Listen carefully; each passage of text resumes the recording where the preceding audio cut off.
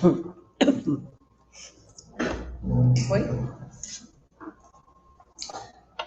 Boa noite a todos, todas, todes. Bem-vinda à 16ª edição da Sofia, a Semana de Orientação Filosófica e Acadêmica, com o tema Filosofia pós-pandemia, Tempo, Política e Educação. O tema da palestra agora da noite é Fiz de minha vontade de saúde, de vida, minha filosofia. Nietzsche, o problema da medicina em Etiópia, com os professores Ivo Júnior e Scarlett Martin. Professor Ivo é professor adjunto de História da Filosofia da Unifesp, graduado e defendeu suas teses de mestrado e doutorado na USP. Tem estudos e estágio pós-doutoral na Universidade de Reims, na França, editor responsável dos cadernos Nietzsche, membro do Grupo Internacional de Pesquisa em Nietzsche, do GT Nietzsche da ANPOF e do Grupo de Estudos Nietzsche. E faz filosofia com ênfase no pensamento de Nietzsche e na filosofia francesa contemporânea.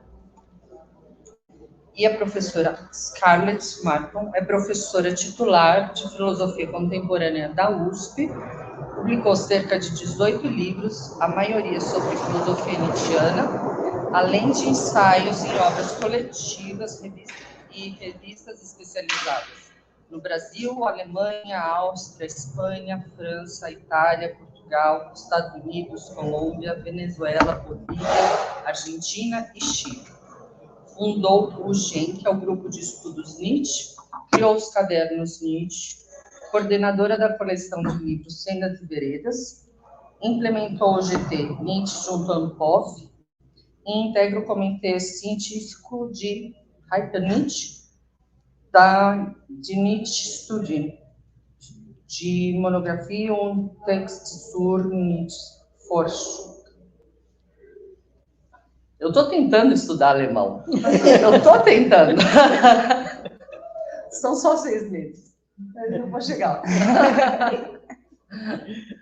Então, começando com o professor Ivo. Boa noite a todas e a todos.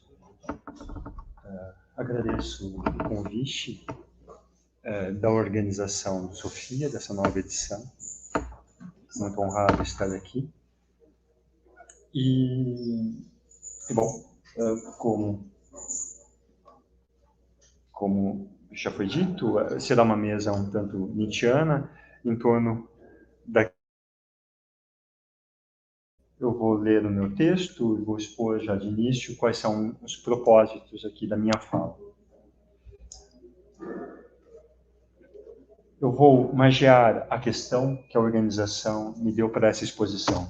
Ao invés de recorrer aos conceitos nietzschianos para, a partir deles, ou de algum deles, refletir sobre questões existenciais, eu acho que o texto que vocês propuseram caminhava um pouquinho nessa direção, né?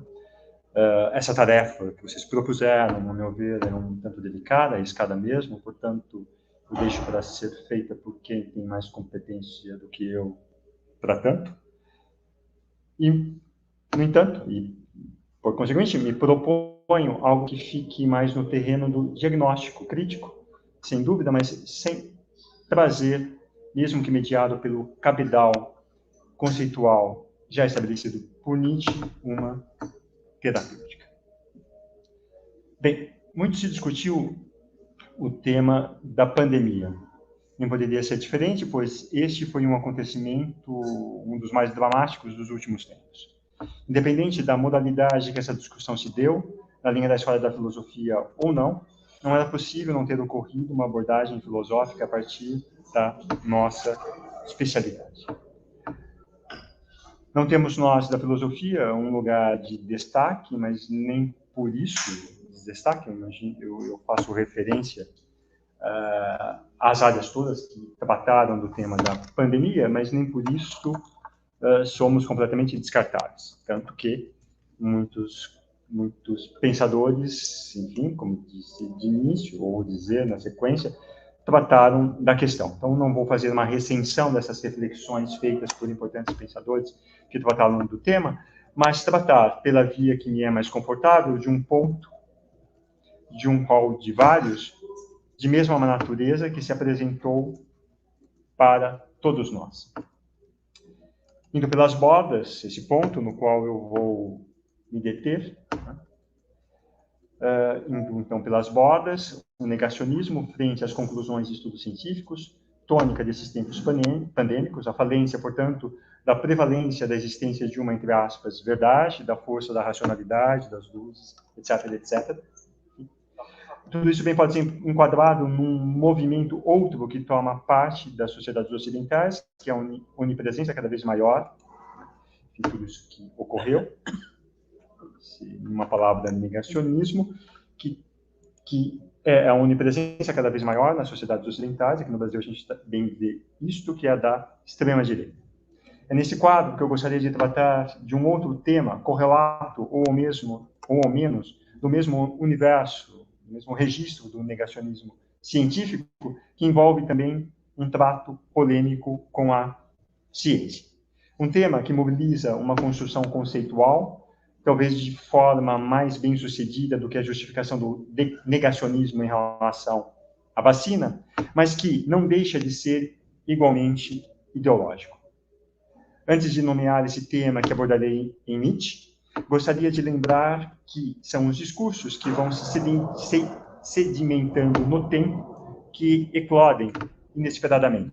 Ou seja, o negacionismo de que tanto se fala e que se aplica não só à ciência, né, se fala hoje em dia, fim do negacionismo eleitoral, etc, etc, o rol é grande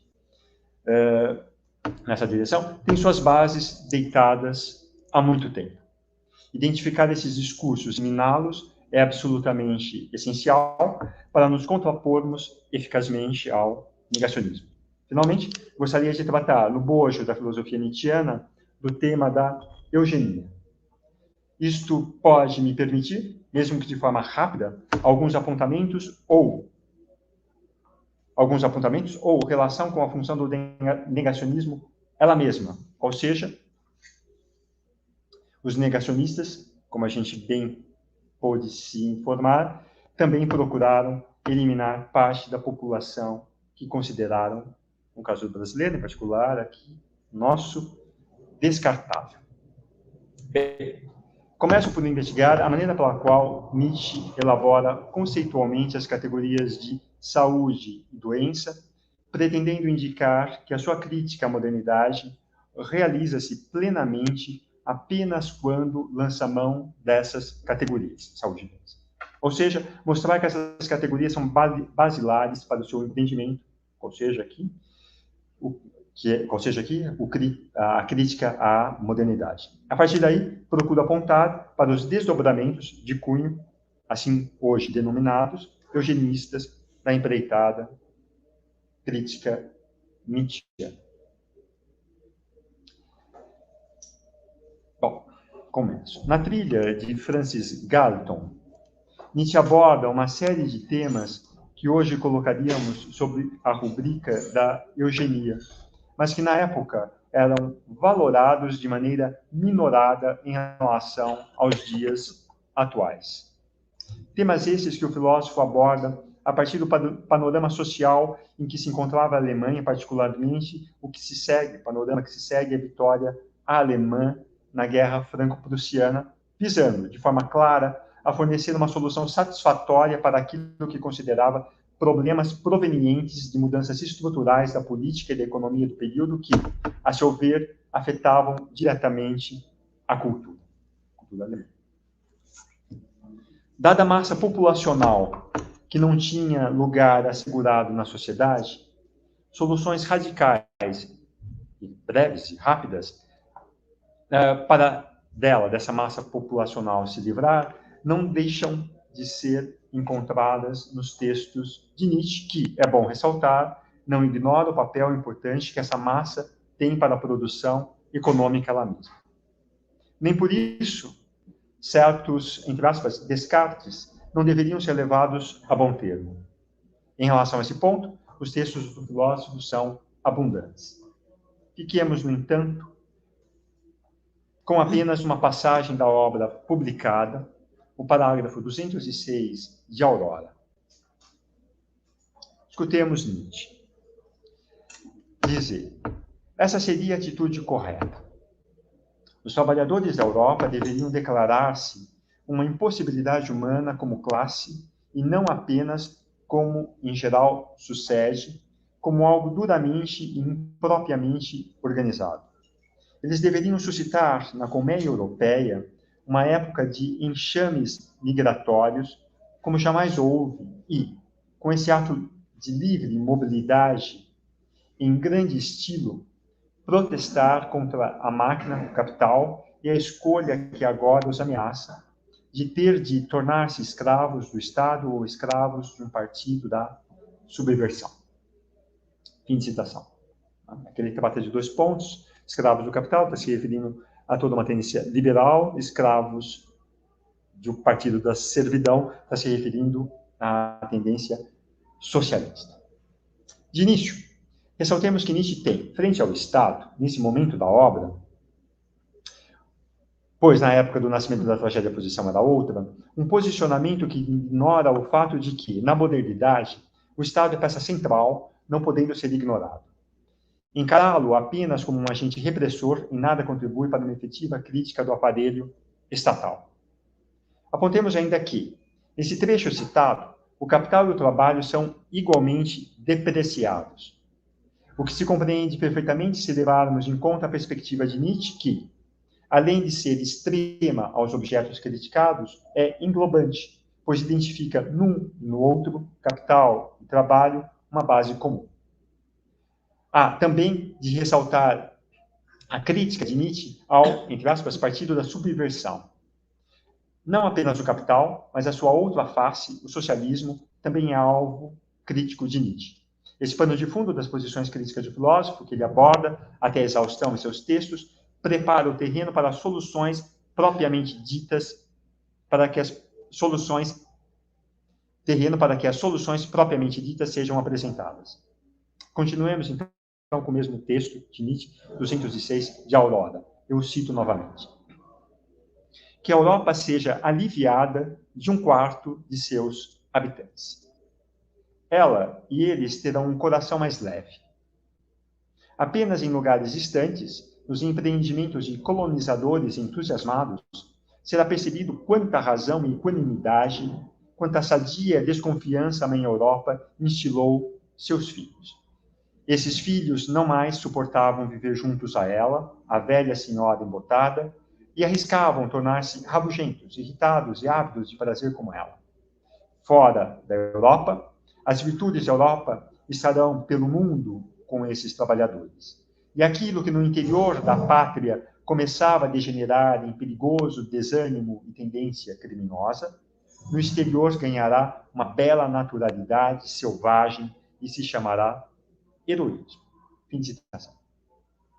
Parte, ao menos, da decadência europeia que pode ser atribuída a esses que superpovoam a Europa e que, por extensão, deveriam deixar sua velha casa, podendo, ao invés de trazer um risco para o solo europeu, qual seja o risco da decadência, esses seriam úteis alhures. Posição esta que não deixa de evidenciar as ideias de Charles Ferré no tocante à criminalidade que essa massa populacional poderia vir a praticar. No entanto, essa massa descartável, cujo trabalho não podia ser prescindido, teria de ser substituída por outra, não decaída, não decadente, evidentemente.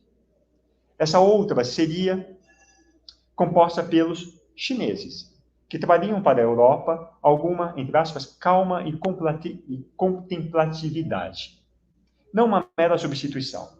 Por um lado, essa ser substituída não tinha como ser curada.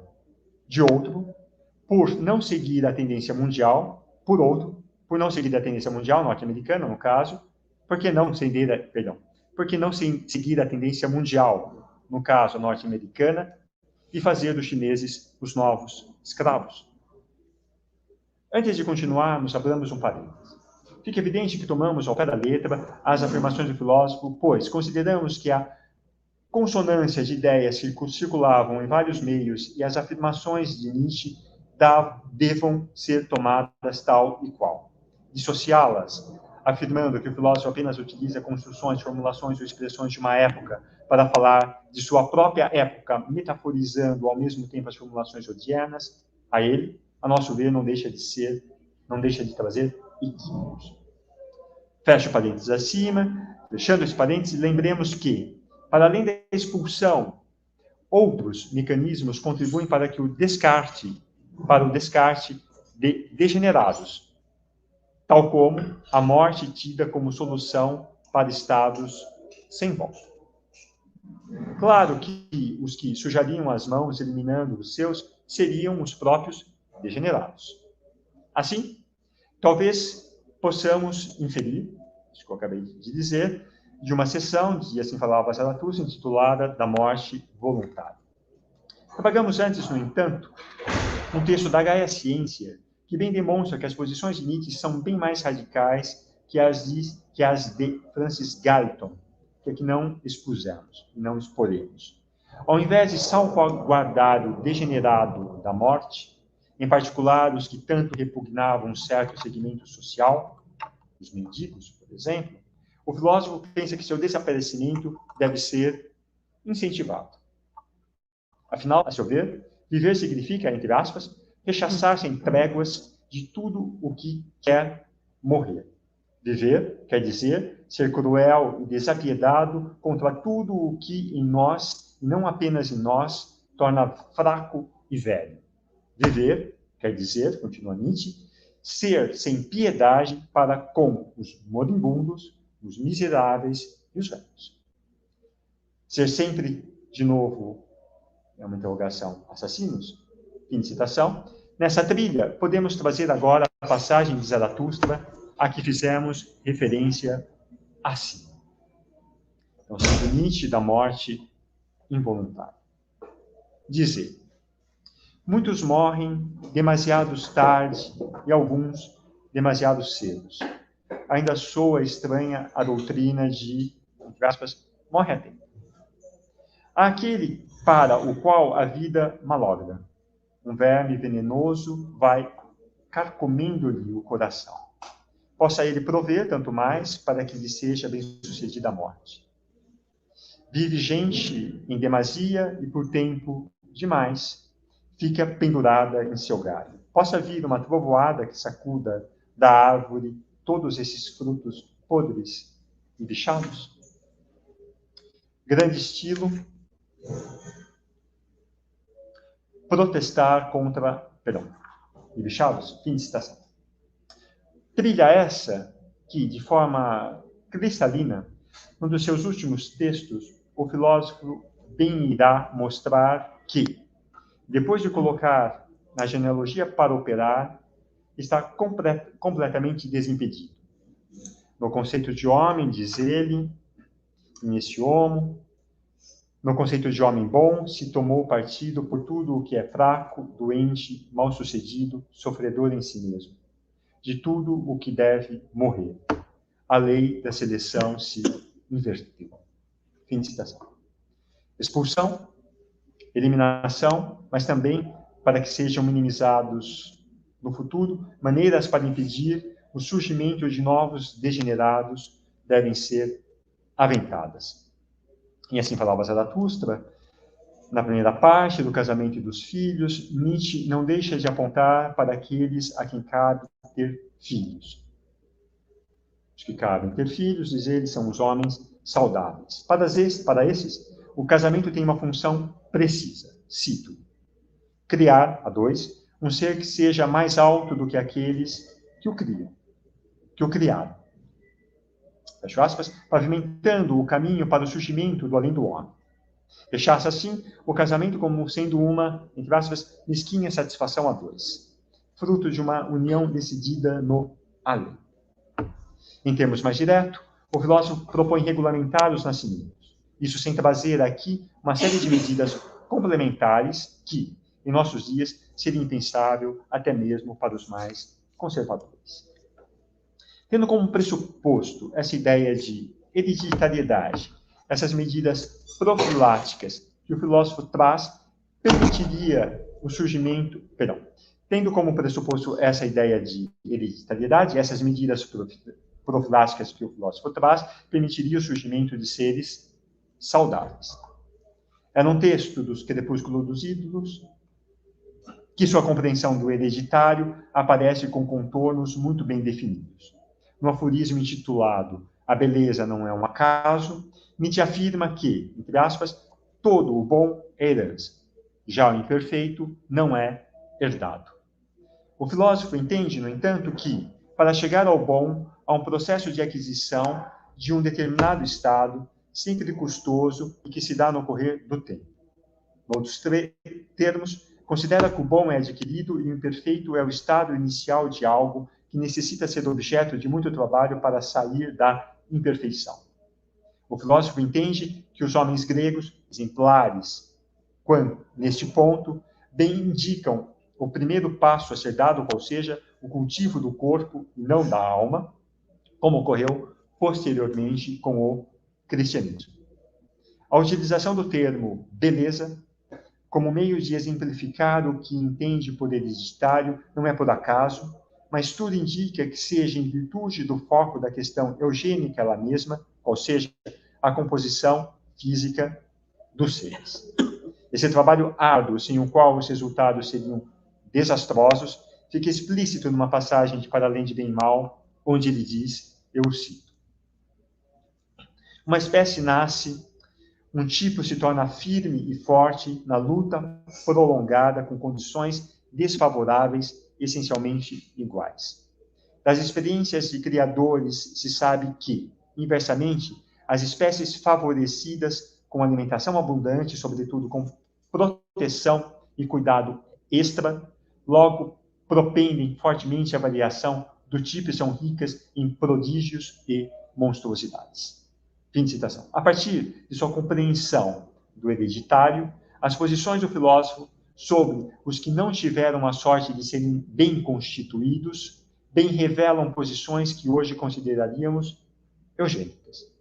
Essa recusa da possibilidade de cura de seres doentes e o desprezo que acredita que devamos ter pelos seres malogrados, constrói-se a partir de noções finamente buriladas desde os seus primeiros escritos, que ganham, a partir da Gaia Ciência, uma formulação muito precisa que necessita ser reconstruída.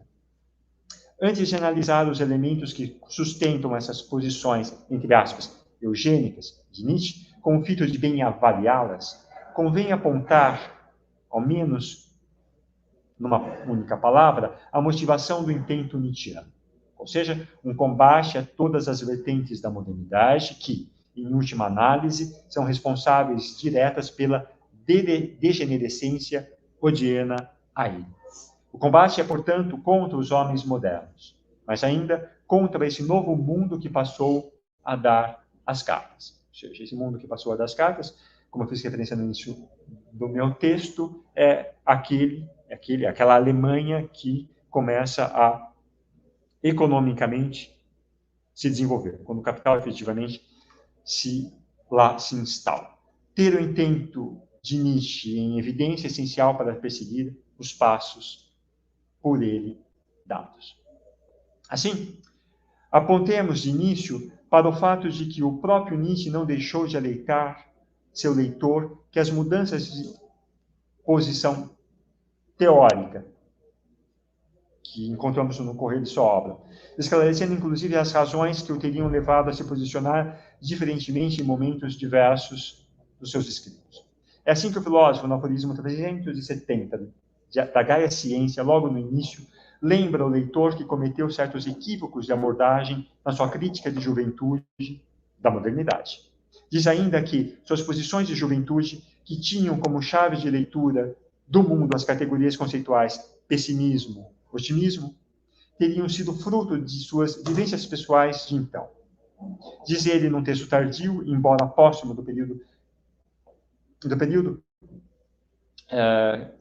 que podemos aqui testemunhar, que se dirigindo a seus leitores para justificar o abandono de seus pontos de vista metafísicos estéticos. Ele diz o seguinte, eu cito, eu compreendi os equívocos cometidos, quem sabe a partir de que vivências pessoais, o pessimismo filosófico do século XIX como sintoma de uma mais elevada força de pensamento, de mais ousada valentia, de mais vitoriosa plenitude de vida. Fecho aspas, tal compreensão, como dá a entender, refere-se ao abandono de certas posições sobre o pessimismo em detrimento de outras. Nesse momento da obra, onde as categorias que estão em tela são, como disse de início, saúde, doença. Nos seus trabalhos de juventude, o filósofo recorre às categorias de pessimismo e otimismo, cujo enquadramento se faz a partir da tragédia grega e que dão o papel de oferecer balizas ao mundo contemporâneo a ele para uma renovação cultural que se daria, em particular, pela via da ópera wagneriana. Frente ao otimismo, de caráter nitidamente socrático, que então estava em voga, o contraponto era realizado com o pessimismo, de modo que a via de crítica do mundo moderno ocorria a partir dessa contraposição proporcionada pelas categorias pessimismo-otimismo. Se no contexto da Guerra Franco-Prussiana de 1871, a via filológica-filosófica se mostrava promissora ao grado equívoco na percepção do papel da filologia no contexto alemão, o mundo que se esboça após a vitória alemã na guerra, o fim do perigo da Comuna de Paris e a consolidação da Terceira República Francesa, apresenta um panorama que exige, para Nietzsche, novas categorias para o enfrentamento do novo horizonte possibilitado pela abertura da via do filósofo, torna-se compreensível, pois a nova faceta do mundo se estabiliza em torno da social-democracia, que bruscamente põe entre parênteses questões identitárias e de fronteira a partir do desfecho que a vitória sobre a França encerra em 71. Passando o filósofo a trabalhar então com categorias que tinham como eixo a história, mito sobre-histórico e consciência histórica. Assim, se rapidamente as categorias anteriores são ultrapassadas pelos acontecimentos, deixando de ser deficientes, novas, por ele, precisam ser criadas. A partir da investigação moral que começa a se esboçar no período de Humano Demasiado Humano, muito graças à necessidade de combater sentimentos ou posturas provenientes dos socialistas, como a compaixão, um novo cabedal teórico começa a ser elaborado. Nessa direção, a terceira mudança que ocorre com as categorias contrapostas, como vimos dizendo, visa a encontrar uma maneira de ler o mundo a partir da criação de conceitos que permitam uma contraposição mais eficiente que os anteriores, de modo a poder levar a termo seu embate com a modernidade. Nesse momento da obra, a contraposição conceitual que se estabelecerá passa a ser saúde, doença, que, doravante, será o solo a partir do qual a contraposição entre um mundo doente e outro saudável se constituirá, fazendo com que a crítica à modernidade se faça com consistência e com menos incongruências, de um lado, e possibilitando a imposição de uma visão de mundo diversa, de caráter aristocrático, de outro. Em resumo, o que estamos querendo afirmar é que essas categorias que davam a tônica à filosofia de Nietzsche, nesse ou naquele momento da obra, tiveram sempre o mesmo objetivo, ou melhor, tinham sempre o mesmo alvo. As contraposições entre esta ou aquela visão de mundo espelhavam-se nessas categorias que, por força dos acontecimentos de ordem sociopolítica ou econômicos, ou por incongruência na conformação ou apreensão real da elaboração teórica nietzschiana, ganharam formulações e matizes diferentes, embora mantivessem a mesma estrutura. Análise e avaliações por meio de contraposições. Desenvolvamos um pouco mais estas afirmações. A última formulação das contraposições tem sua consistência garantida quando observamos mais de perto os problemas inerentes às duas primeiras formulações. Essas, como o filósofo deixa ver, assentam-se naquilo que é, em parte, essencialmente alemão e, em parte, especificamente europeu, conferindo a elas uma ambiguidade a Gaia ciência. enfim, eu estou fazendo um percurso para mostrar a maneira pela qual ele vai deitar, enfim, em termos conceituais, bases sólidas que vão justificar uma posição eugênica. Né? Então, no final, a ideia é mostrar que isso foi montado de uma determinada forma por ele, enfim, isso foi conceitualmente montado, então não é uma posição, entre aspas, eugênica solta, né? Assim como, e aí, para interromper, para finalizar, eu vou fazer um rápido paralelo, assim como com os negacionismos todos que encontramos. Quando eles surgem, como eu disse rapidamente para vocês no início, né, quando eles eclodem e aí vão em frente, né, é que já tem uma base teórica posta. Né? Então, a ideia é mostrar que sempre tem isto que antecede. Então, em relação à ideia que aqui está sendo formulada, essas posições que estão sendo trazidas em torno da eugenia, enfim, eliminação, isso, aquilo, aquele outro, né, depende de uma elaboração teórica. Então, estou procurando mostrar como, como essa argumentação foi montada aqui por ele, ou seja, não é algo solto. Né? E esse é o problema, né? Quando a gente dá risada dos absurdos, dos negacionismos, enfim, o outro continua sério, porque para o outro tem ideias muito bem construídas. Né? Então, é mostrar como, em torno da eugenia, há ideias bem construídas, assim como em torno dos mais diversos negacionismos também existem. Esse paralelo que eu estou tentando montar, e eu estou em Nietzsche aqui, um pouco, tentando esboçar a maneira pela qual, em torno do tema eugenia, essa argumentação teórica se monta. Então, já estou mais ou menos no meio do caminho, mas também já me encaminhando mais para o fim disto que eu pretendo fazer. No aforismo 377 da Ciência, intitulado Acerca do Problema O que é Alemão, Nietzsche começa por indagar se o pensamento filosófico produzido em solo alemão tem como proveniência o caldo cultural alemão ou se esse seria fruto de uma alma individual. A resposta contempla a possibilidade menos esperada.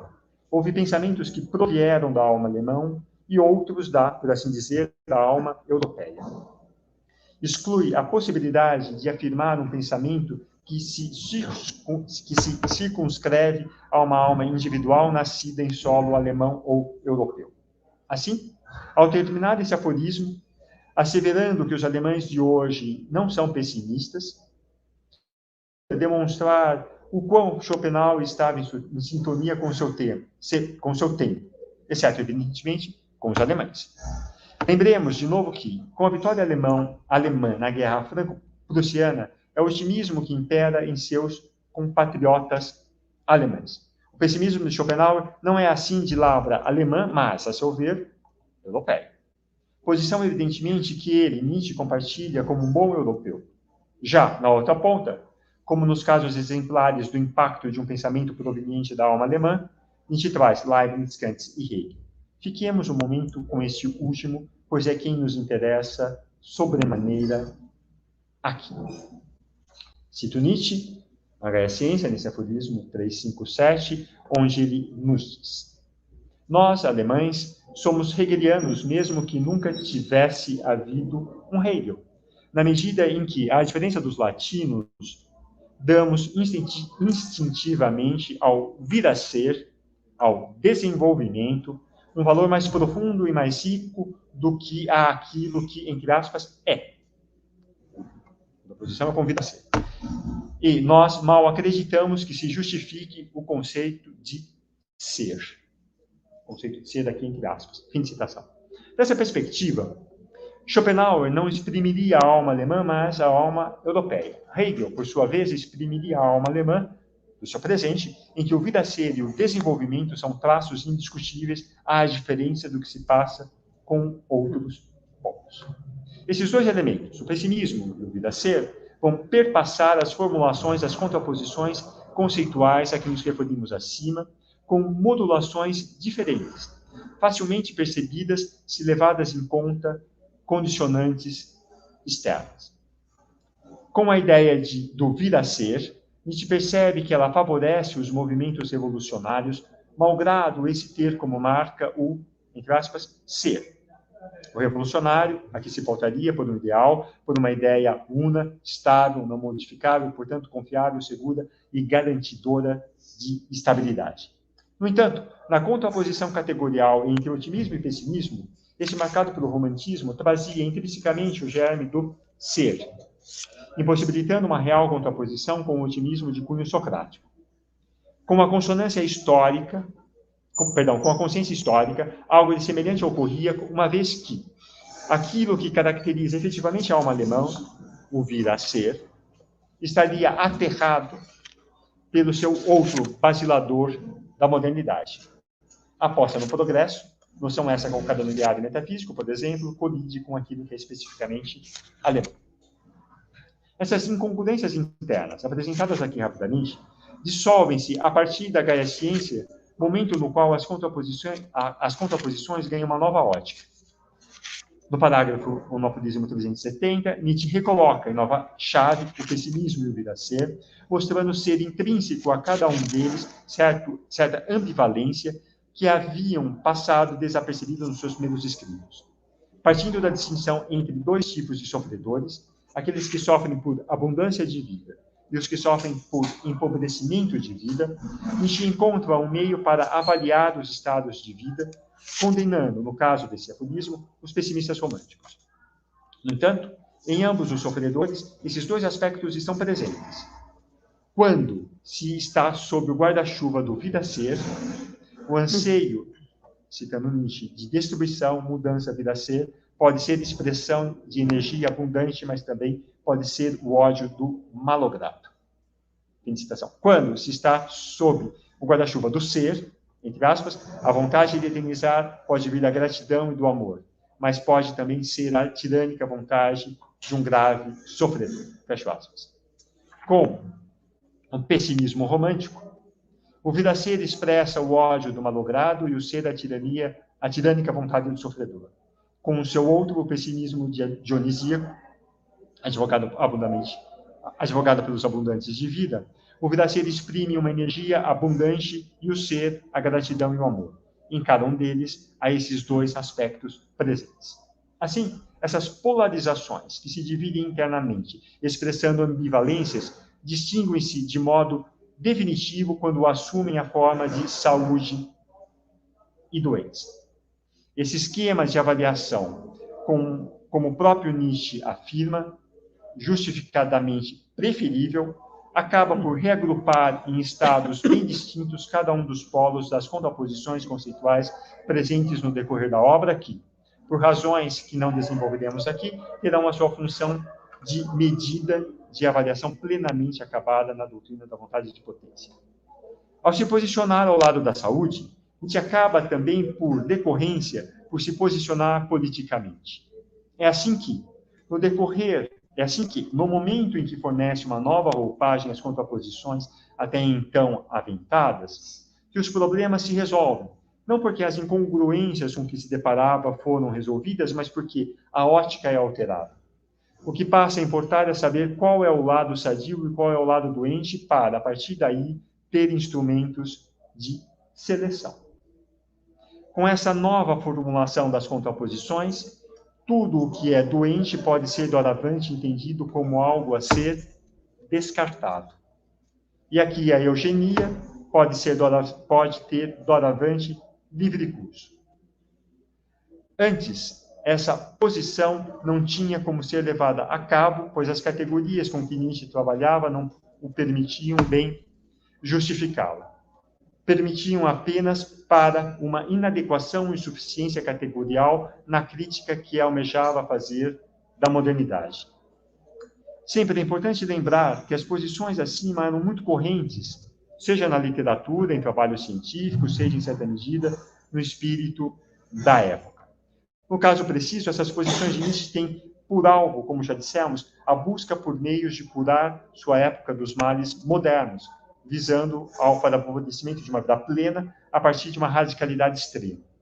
É bem verdade que, nos últimos textos do filósofo, aqueles que se aproximavam de seu colapso, aqueles textos que se aproximavam do seu colapso colapso psíquico, as posições se radicalizam ainda mais, levando ao extremo as possibilidades abertas pela sua derradeira contraposição categorial.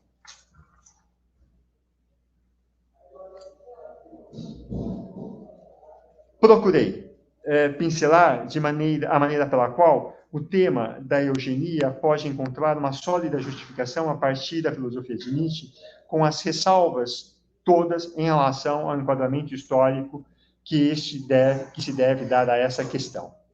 Com isto, encerro pontuando novamente a importância de atentar para os discursos que, por vezes de forma sorrateira, vão se introduzindo, trazendo justificações, vão arquitetando teorias com lógicas próprias que, de uma hora para outra, eclodem. Os negacionismos presentes nesses tempos pandêmicos entram nessa rubrica. Intentos eugênicos que não deixamos de escutar, inclusive. Bem lembremos de um caso de uma funcionária de um alto escalão do governo que dizia que as contas da Previdência Social poderiam ser beneficiadas com a morte de seus beneficiários mais humildes. Esses casos permanecem, assim como o seu discurso justificador. E aqui nisso a gente encontra um muito bem montado. Conhecê-los, esses discursos, e desmontá-los por dentro da importância aí no miúdo para ver como eles se arquitetaram, é uma tarefa que os que trabalham com a filosofia deveriam ter sempre como estando na sua ordem do dia. Obrigado.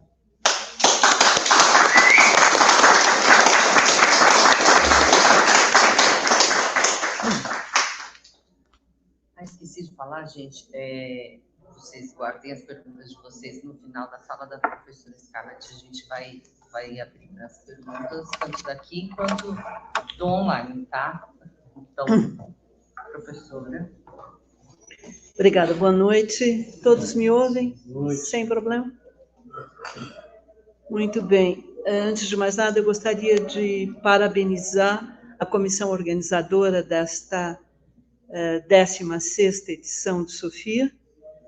Para mim é sempre uma satisfação renovada voltar à Unifesp e uma satisfação renovada estar aqui participando de Sofia. Muito obrigada pelo convite. Enfim, parabéns, de fato. Eu acho que é um evento acadêmico de primeira importância. E, enfim, e junto com a minha felicitação, evidentemente, o meu agradecimento, que me permite conversar com vocês esta noite. Dentre as orientações, ou seja, as sugestões dadas para esta conversa, eu recebi esta: transvaloração e conceitos nietzschianos na vida em isolamento social.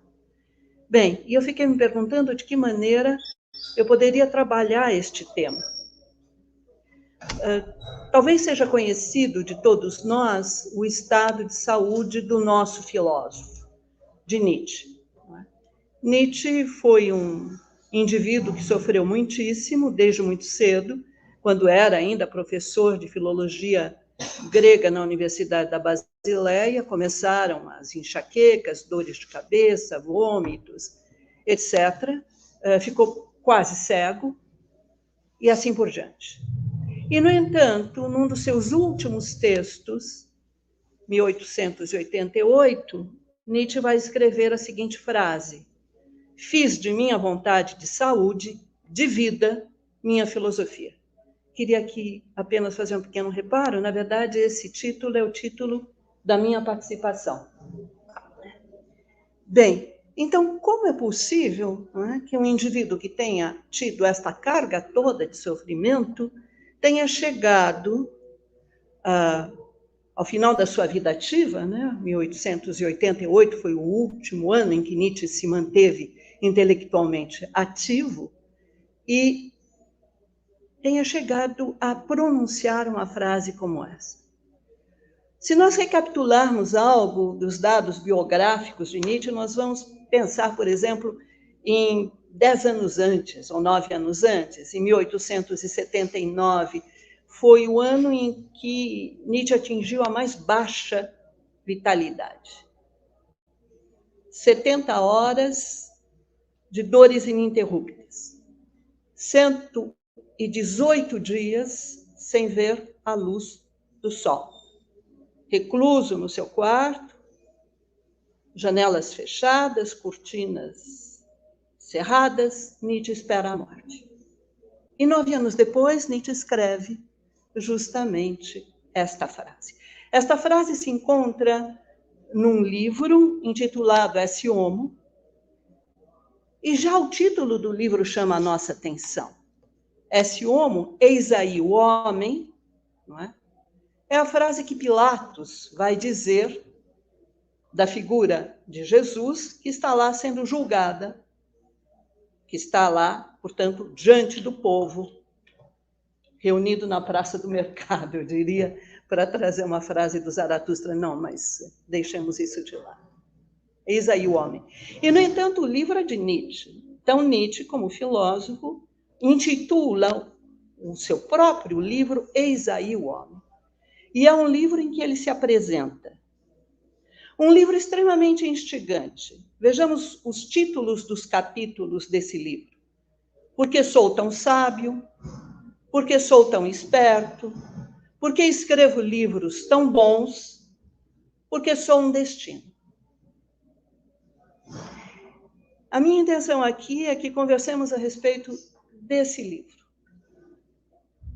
Na verdade, dos 2 primeiros capítulos, porque sou tão sábio, porque sou tão esperto, e do último, porque sou um destino. Conversemos a respeito desses capítulos para tentarmos compreender o sentido desta frase. Fiz de minha vontade de saúde, de vida, minha filosofia. Bem se sabe que Nietzsche concebe o filósofo como médico da cultura. Essa expressão ele chegou a pensar em empregar como título de uma obra em 1873. Portanto, quando ele tinha aí 73, ele nasceu em 44, ele tinha aí quantos anos? 29, é isso? Pois é. Esses são os escritos primeiros, os escritos, de uma certa forma, do jovem Nietzsche. E ao médico filósofo, em 1873, ele atribuiu uma tarefa preparatória, a de destruir certas tendências, atenuar outras e liberar outras ainda, tendo em vista a renovação do corpo da cultura. Cultura pensada como um organismo vital. Com o tempo, a concepção nietzschiana de filósofo como médico da cultura vai se tornando mais refinada. E é o que podemos notar ao prefácio de 1886, aqui é o prefácio à 2ª edição da Gaia Ciência. Lá, Nietzsche declara, cita, ainda estou à espera de que um médico filosófico, no sentido excepcional da palavra, um médico que tenha o problema da saúde geral do povo, tempo, raça, humanidade para cuidar, terá uma vez o ânimo de levar minha suspeita ao ápice e aventurar a proposição. Em todo filosofar até agora, nunca se tratou de verdade, entre aspas, mas de algo outro, digamos, saúde, futuro, crescimento, potência, vida. Só um parênteses muito rápido. No fim das contas, Nietzsche se distancia, né, dos filósofos que ele chama de filósofos dogmáticos, que se põem em busca da verdade a qualquer preço. No entender de Nietzsche, há várias concepções de verdade, e, portanto, a filosofia não tem por vocação buscar verdades últimas e definitivas, mesmo porque o pensamento tem próprio movimento, ele não pode se deter, ele não pode parar. Fecho aqui o parênteses. Então, agora, em 86, A tarefa do filósofo como médico da cultura se amplia. Ele não se limitaria mais a prescrever modificações de tendências. Doravante, a sua tarefa englobaria prescrições para a saúde do corpo. Aliás, é por considerar que os dois tipos de prescrições são do mesmo teor que, em seus últimos escritos, Nietzsche encara o cristianismo e o álcool como os dois grandes narcóticos da Europa. Portanto, o corpo da cultura e o corpo físico. Na verdade, há aí uma equiparação, se vocês quiserem, entre esses organismos vitais. Muito bem, dito isso, passemos agora a examinar um pouco mais de perto este livro, que é um livro surpreendente, Esse Homo. E dos vários aspectos que esse livro possui, um atrai em particular a nossa atenção. Nele, Nietzsche se apresenta ao mesmo tempo como médico e paciente. No início do primeiro capítulo, este capítulo, Porque Sou Tão Sábio, Nietzsche não hesita em colocar o leitor a par de seus vômitos e enxaquecas, da fraqueza do seu sistema digestivo e de sua quase cegueira.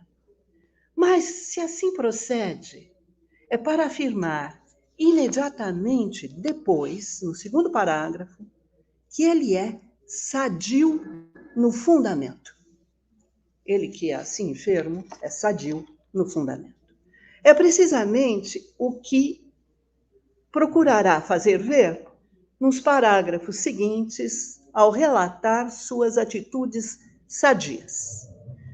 Ter um soberano sentido de distinção, não indispor ninguém contra ele mesmo, não prestar-se a retaliações, estar livre do ressentimento, ser capaz de portar-se como inimigo, ter a sensibilidade do instinto de limpeza. Até o presente momento, tudo se passa como se suas atitudes sadias decorressem de decisões voluntárias, o que poderia reforçar a ideia, defendida outrora, de que este livro, Esse Homo, nada mais é do que um relato autobiográfico. Afinal, o autor, Nietzsche, se propõe a explicar, justamente como dizíamos no primeiro capítulo do livro, Porque Sou Tão Sábio. Contudo, examinados de perto, os parágrafos que constituem esse primeiro capítulo trazem constantemente esclarecimentos de outra ordem. Nietzsche tem um soberano sentimento de distinção. Tomando-se por uma natureza superior, reivindica uma origem mais longínqua, como é o caso de todos os grandes homens, pois todos os conceitos dominantes, nas suas palavras, todos os conceitos dominantes sobre os graus de parentesco são um contrassenso fisiológico. Nietzsche não sabe indispor alguém contra ele mesmo.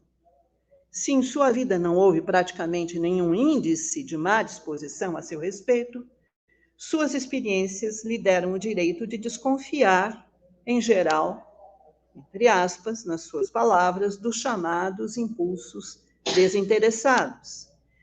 Nietzsche não se presta a retaliações contra quem lhe faz uma afronta, mas, expressando ao ofensor o seu reconhecimento, está longe de calar-se, pois todos os calados são dispépticos, sofrem de má digestão.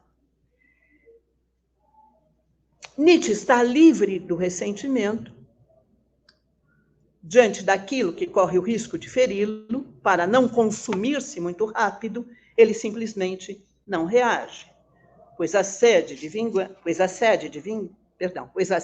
vingança acarreta, nas suas palavras, um rápido consumo da força nervosa, um aumento de doentio de secreções nocivas de bile no estômago, por exemplo.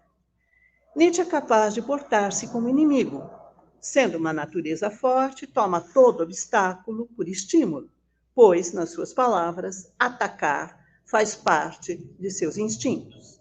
Nietzsche tem a sensibilidade do instinto de limpeza. Se essa sensibilidade não facilita suas relações com os homens, ela permite que perceba, nas suas palavras, fisiologicamente, o mais íntimo, as vísceras de cada alma.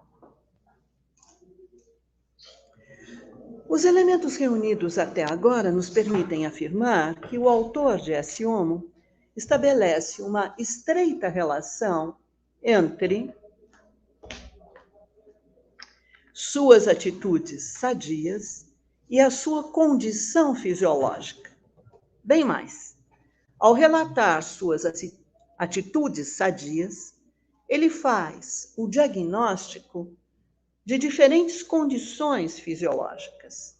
É nessa direção que nós podemos abordar este primeiro capítulo, o primeiro parágrafo deste capítulo, Porque Sou Tão Sábio. Então, Nietzsche empenha-se em analisar, em seguida, a sua dupla origem, que faz dele fruto de um pai morto e de uma mãe que ainda vive. É precisamente essa situação que lhe proporcionou o duplo ponto de vista que marcou sua existência.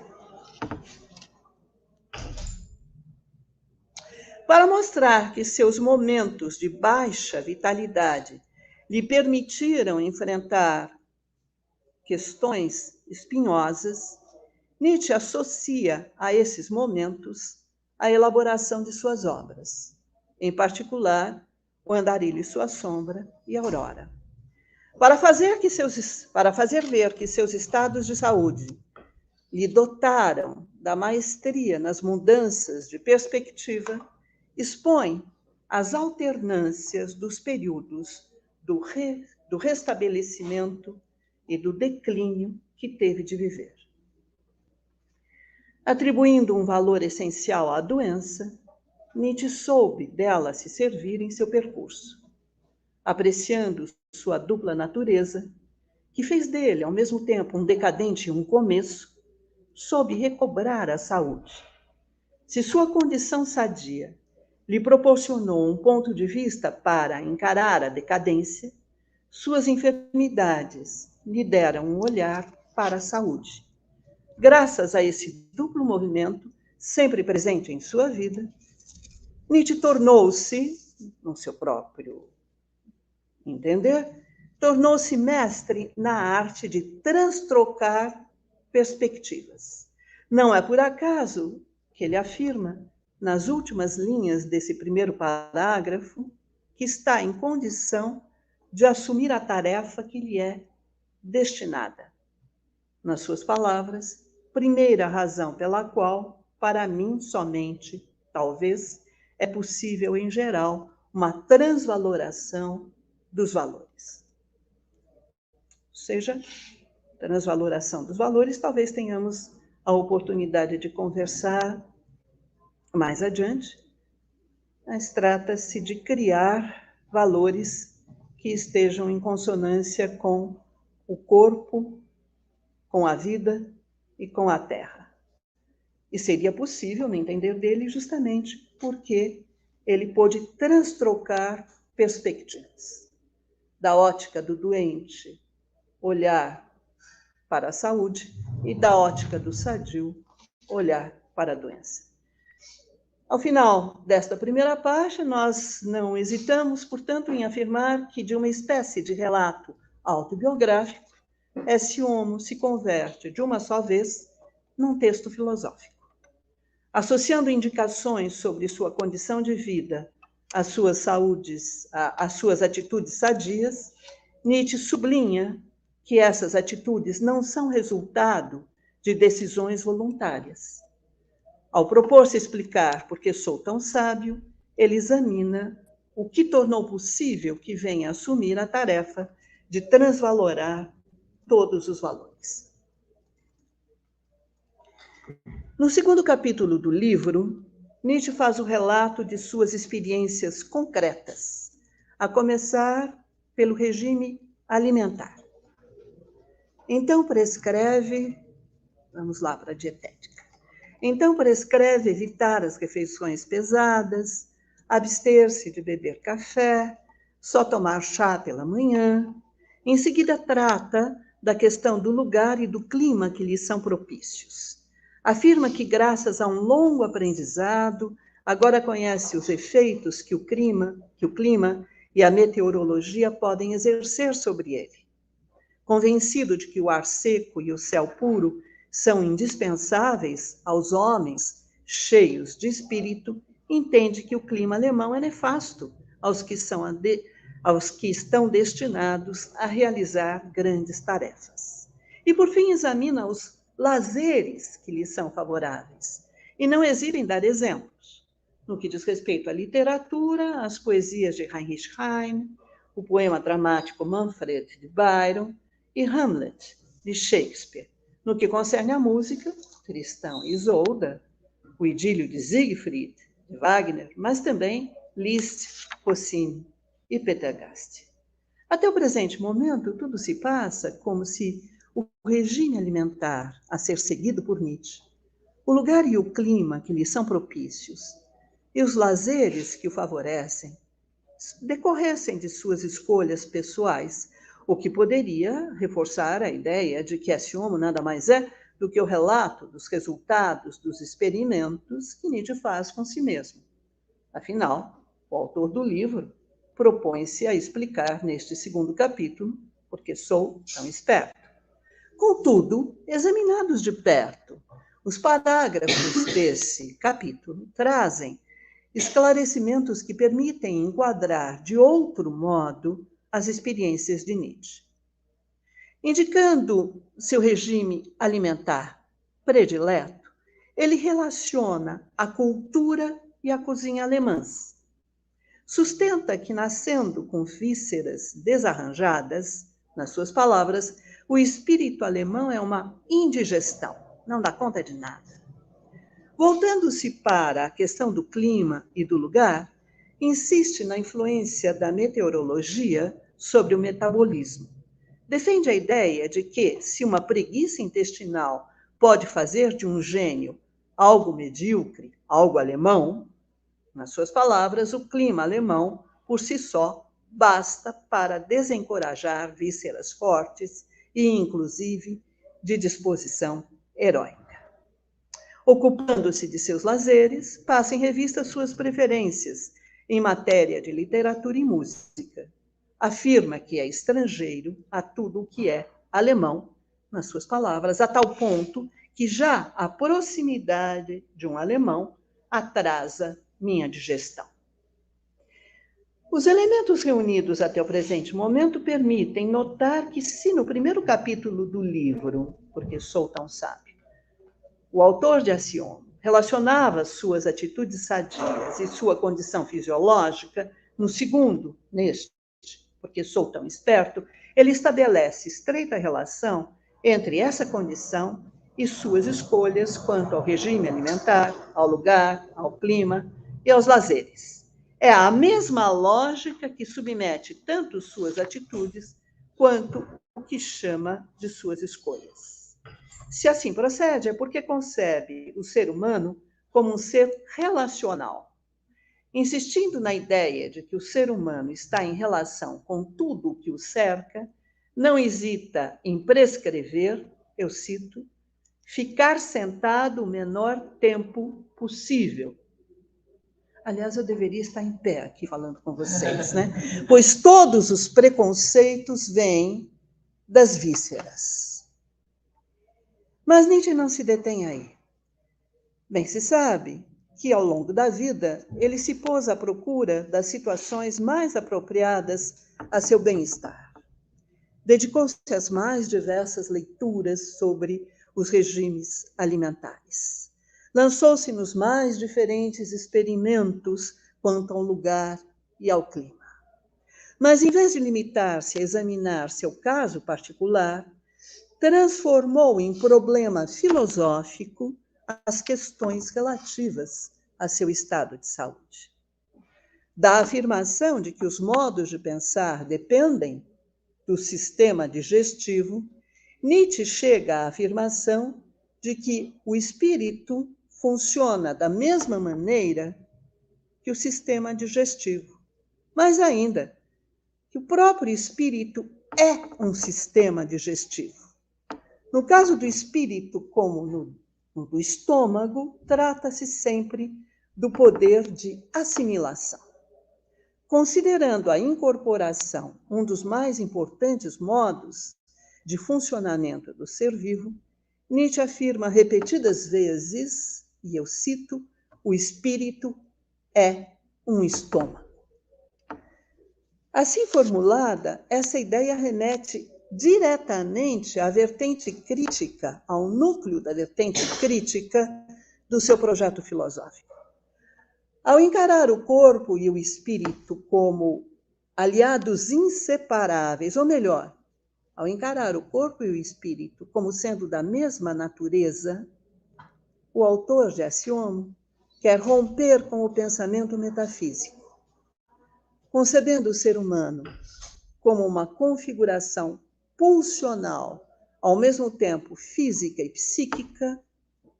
Ele se dedica a subverter e ultrapassar toda sorte de dualismos. Depois de fazer o relato de suas experiências concretas quanto ao regime alimentar a ser seguido, ao lugar e ao clima que lhe são propícios e aos lazeres que o favorecem, Nietzsche procura esclarecer o que ele chama de suas escolhas aqui entre aspas, no 8º parágrafo deste capítulo, porque sou tão esperto. Então ele afirma que tudo isso, ou em tudo isso, reina um instinto de conservação, um instinto de autoconservação. É ele que lhe ordena recusar a entrar em contato com situações desfavoráveis e afastar-se de circunstâncias adversas.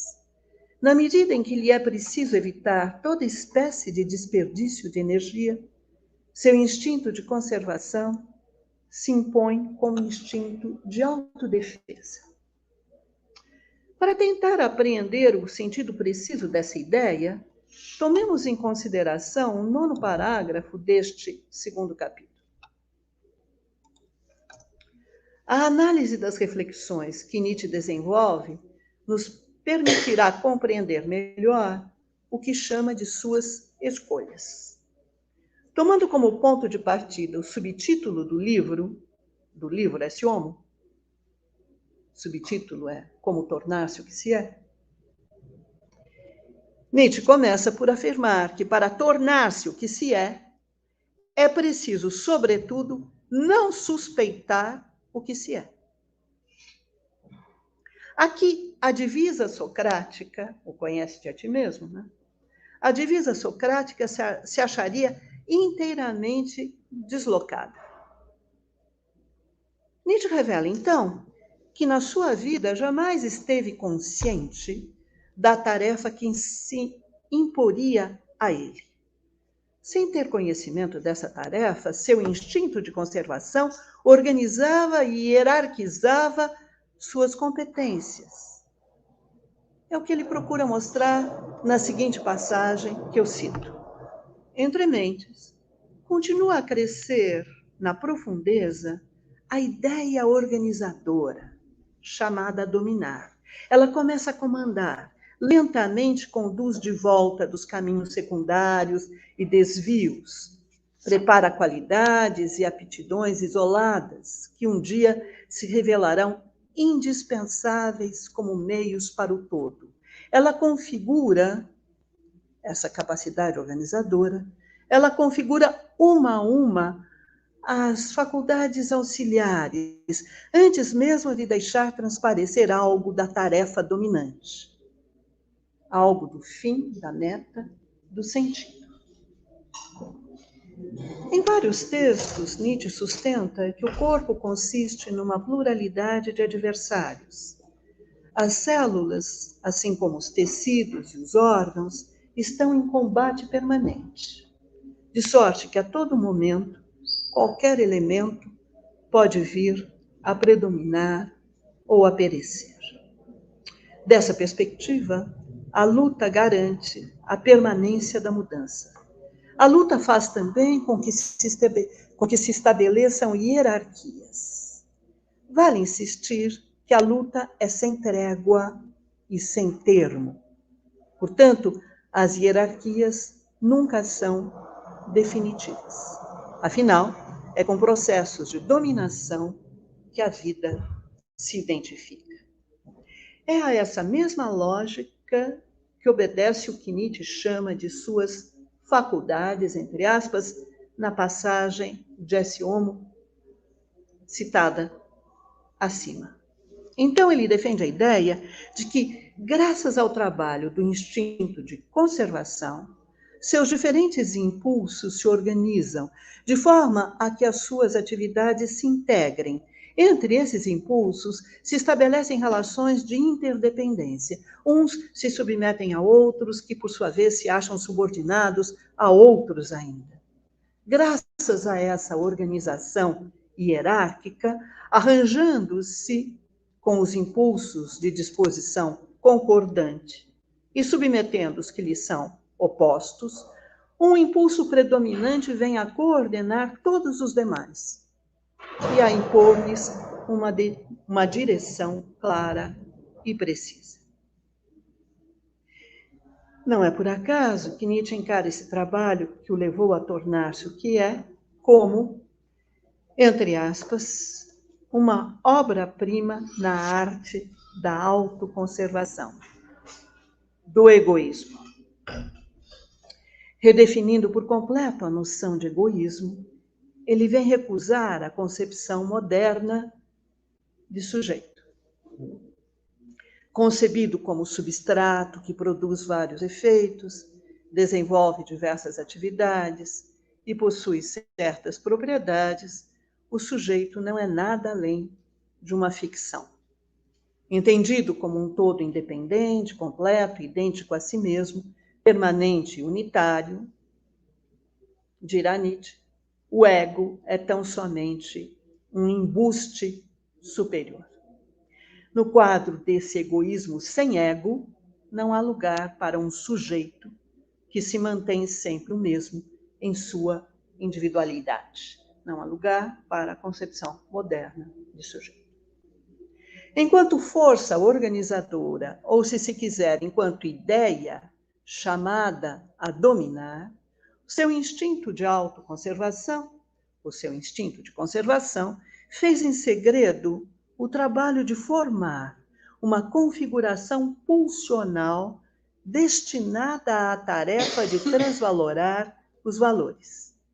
É para sublinhar a importância dessa tarefa que Nietzsche se dedicará a fazer o diagnóstico da cultura ocidental no último parágrafo deste segundo capítulo, Porque Sou Tão Esperto. E então podemos ler, cito, aquilo que até agora a humanidade ponderou seriamente, nem sequer são realidades, são meras imaginações, ou dito mais rigorosamente, mentiras. Mentiras provenientes dos piores instintos de naturezas doentes, perniciosas, no sentido mais profundo. Diante dessa situação, Nietzsche entende que já é tempo de desprezar tudo que até então foi venerado e, pelo mesmo movimento, afirmar tudo que até então foi negado. Só assim será possível revelar o que por trás dos valores instituídos se esconde e trazer à luz o que esses valores, eles mesmos, escondem. Transvalorar os valores é, antes de mais nada, eliminar o solo a partir do qual os valores foram engendrados e, procedendo a uma inversão, criar novos valores. Operando com o procedimento genealógico, Nietzsche afirma que os valores apreciados pela humanidade foram estabelecidos por grandes homens, mas os que foram considerados os primeiros não passavam, no fundo, nas suas palavras, de vômito da humanidade, aborto de doença e instintos vingativos. Avaliando nesses termos a configuração pulsional dos legisladores de outrora, Nietzsche insiste, por contraste, na especificidade da sua própria condição fisiopsicológica. É por ser sadio no fundamento que ele teria, nas próprias palavras dele, a suprema finura para todos os signos de instintos sadios. Não hesitamos, pois, em afirmar que, de relato dos resultados de experimentos que o autor faz com si mesmo, esse homo se converte de uma só vez em reflexão filosófica que versa sobre problemas axiológicos, problemas relativos ao estabelecimento de valores. Graças a uma análise refinada e profunda da própria condição fisiopsicológica, Nietzsche mostra que o termo que emprega ao tratar das suas escolhas não deve ser tomado no sentido literal.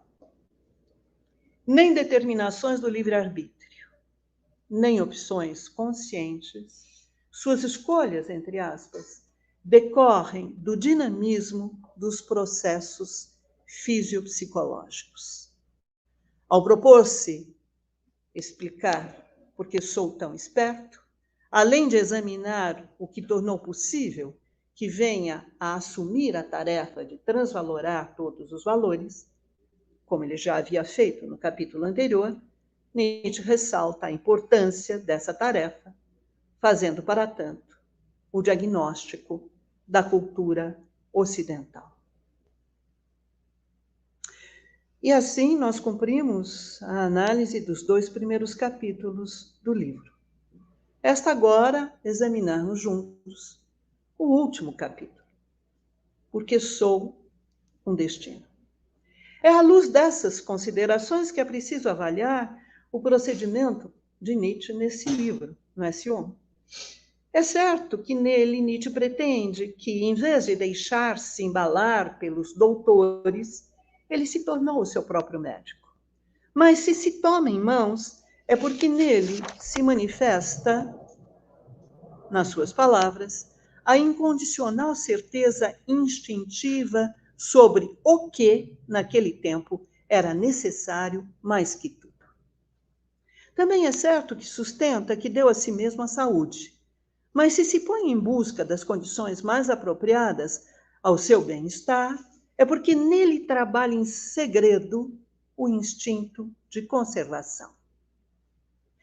Como poderíamos então, e chegamos ao ponto, como poderíamos então compreender que Nietzsche venha a afirmar: fiz de minha vontade de saúde, de vida, minha filosofia?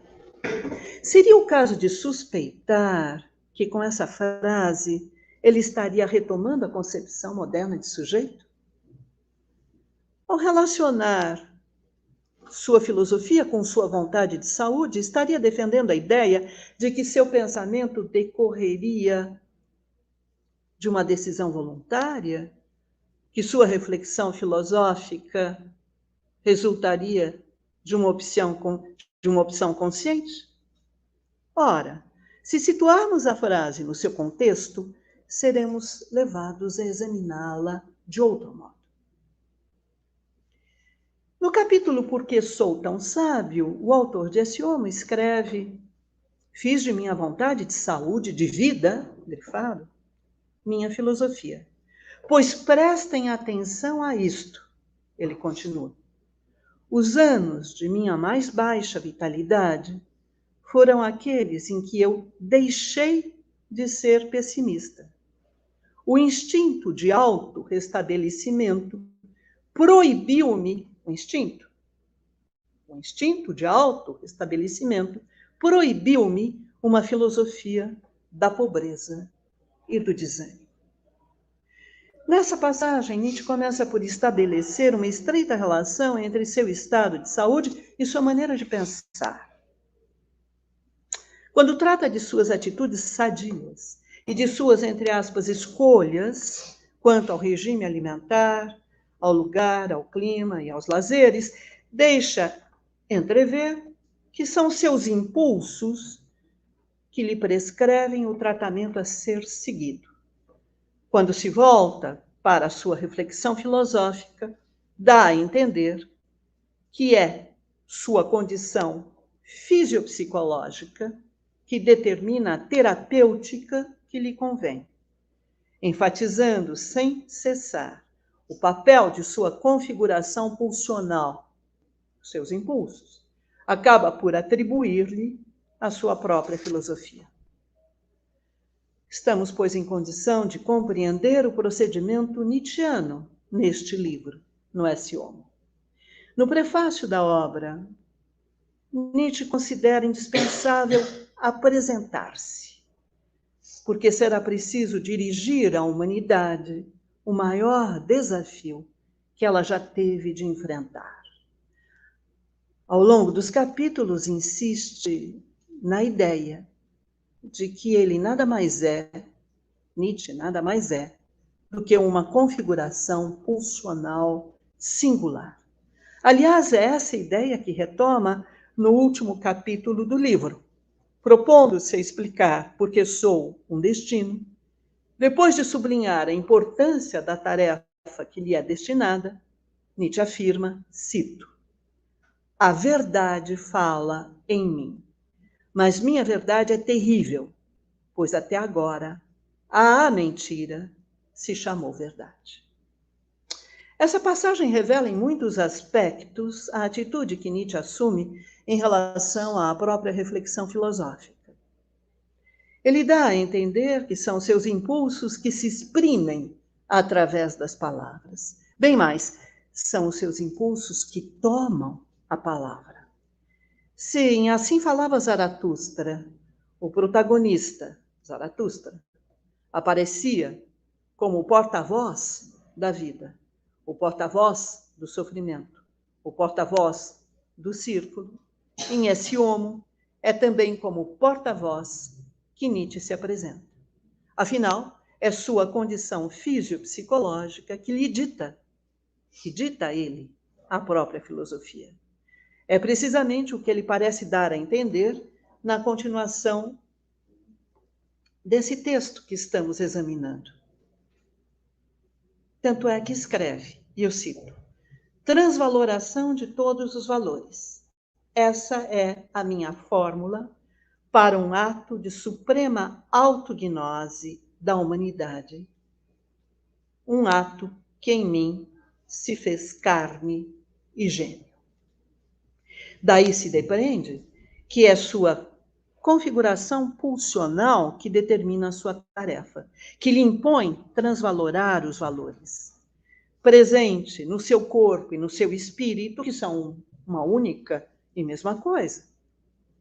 Ou seja, imposta pela sua própria condição fisiopsicológica, a transvaloração de todos os valores será incorporada por Nietzsche e, através dele, expressa. À guisa de conclusão, dados então a afirmar que, dessa perspectiva, Esse Homo se apresenta como uma espécie de tratado de medicina. Nesse livro, por um lado, Nietzsche faz um duplo diagnóstico. De início, o do seu caso particular, e, em seguida, o da cultura ocidental. Por outro lado, apresenta uma dupla terapêutica, de início, a que seus impulsos lhe prescrevem para tornar-se o que é, e, em seguida, a que sua configuração pulsional lhe impõe para curar o ser humano, a saber, a transvaloração de todos os valores. Esse é o procedimento que lhe permite que, de médico de si mesmo, Nietzsche se converta em médico da cultura. Pela atenção e perseverança, muitíssimo obrigada.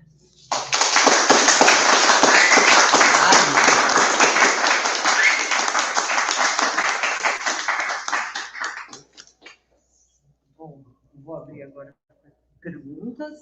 Daí, como para captar o áudio, eu levo para vocês. Alguém?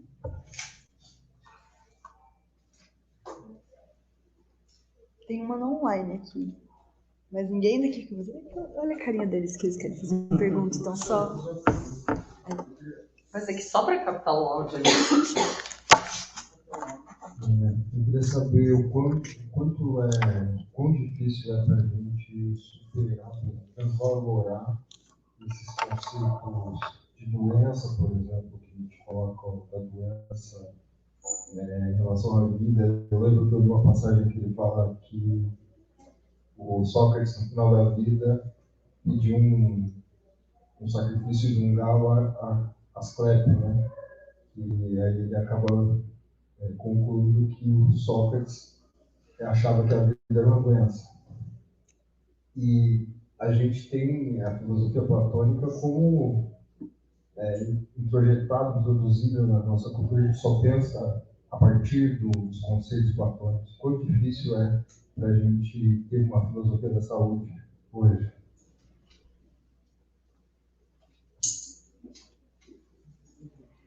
Muito obrigada. Perdão, o seu nome é? Maurício. Maurício? Muito obrigada, Maurício, pela sua questão. Na verdade, eu tenho a impressão de que nós somos muito modernos, né? Eu acho que a filosofia da representação, que surge lá no século XVII, com Descartes e Bacon, que ainda está muito presente entre nós. Na nossa relação com o mundo, antes de mais nada, se nós lembrarmos da frase célebre, eu estou dando uma volta, estou contextualizando para chegar à sua questão. E também eu gostaria depois de passar a palavra para o professor Ivo, que eu acho que ele tem muito a dizer a esse respeito. Acho que as nossas falas, elas partiram de pontos bastante distintos, mas, de uma certa maneira, elas também têm pontos convergentes, têm pontos que se tocam. Então, eu tenho a impressão de que, mais do que platônicos, Maurício, nós somos modernos, muito modernos, né? Enfim, pensando na modernidade no século XVII, com as suas duas figuras emblemáticas, Bacon e a frase saber é poder, e Descartes, no discurso do método, nós, senhores e dominadores da natureza. Nós nos sentimos realmente uma espécie animal à parte, privilegiada. E quando começamos a frequentar os textos de Nietzsche, nós nos damos conta de que a perspectiva nietzschiana é radicalmente outra. É outro, por exemplo, quando, num dos seus primeiros textos sobre verdade e mentira no sentido extramoral, que é um texto de juventude, de 1873, um texto inacabado, o primeiro parágrafo é belíssimo, né? Nietzsche vai dizer, bem, se nós pensarmos na música, a música está preocupada com o seu centro voante, né? E, igualmente, o ser humano, né? Ele vê tudo a partir da sua perspectiva. Imaginemos o universo visto da perspectiva de uma música, ou algo nessa direção. Há um combate constante de Nietzsche ao antropocentrismo, a tomar o ser humano como medida de todas as coisas. Ou então, se formos para um texto do Nietzsche maduro, a Gaia Ciência, 346 da Gaia Ciência, em que Nietzsche vai dizer que já rimos quando vemos a expressão homem e mundo, justapostos pela pretensiosa partícula, palavrinha e. Como se fosse possível estar fora do mundo. Seria preciso estar fora do mundo para poder avaliar o mundo. Assim também precisaria estar fora da vida para podermos avaliar a vida. Então, dessa perspectiva, sim, se nós pensarmos em aspectos como o ressentimento, e no meu entender, Nietzsche enfim, é uma das descobertas filosóficas mais importantes dos últimos, de 86, a genealogia da moral, dos últimos, 140 anos, é isso? Em torno disso. É uma das descobertas filosóficas mais importantes, realmente. Se pensarmos no ressentimento que mina a nossa sociedade, mina. No meu entender, tudo aquilo que nós testemunhamos nos últimos tempos é ditado pelo ressentimento. Acho que é preciso levar em conta o ressentimento. Ressentimento, quando se... É assim que eu penso, né? Quando, na verdade, provenientes de classes mais desfavorecidas passam a ter acesso a bens de consumo que constituíam um signo distintivo dos mais abastados. É o ressentimento dos mais abastados. Como podem também? Quem lhes permitiu também? Né? Ou o ressentimento que nós temos testemunhado nos últimos dias até. Né? Como pode voltar a ser presidente da República? Bem, enfim, isso sim é a doença. Não há dúvida, porque a saúde é algo que se expande, que vai sempre para além do seu próprio limite, de um certo ponto de vista. A vida é vontade de potência, que vai sempre além dos seus limites. Bem, então, nesse sentido, sim, nesse sentido, talvez a primeira coisa seja ler Nietzsche, ou jamais ler Nietzsche com os óculos da modernidade, porque daí a gente passa ao largo e não entra, de fato, diretamente em contato com os textos desse nosso filósofo. E talvez pensar também num projeto, que é o Nietzscheano, de transvaloração de todos os valores. Porque, até onde eu consigo perceber, a filosofia nietzschiana, ela propõe uma outra maneira de pensar, agir e sentir.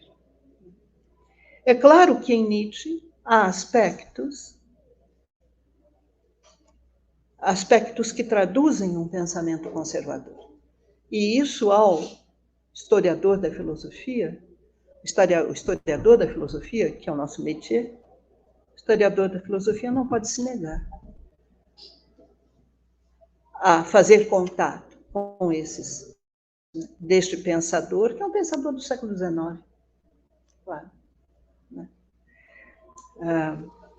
O que Nietzsche fala a respeito das mulheres, enfim, as posições que ele defende, são posições extremamente conservadoras, que por vezes beiram a misoginia.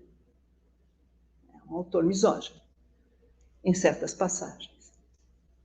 Mas isso também não nos impede, por outro lado, de usarmos a filosofia nietzschiana em prol de causas libertárias. Podemos fazer esse uso igualmente de Nietzsche, como tantos fizeram, pensando, por exemplo, na obra de um Foucault.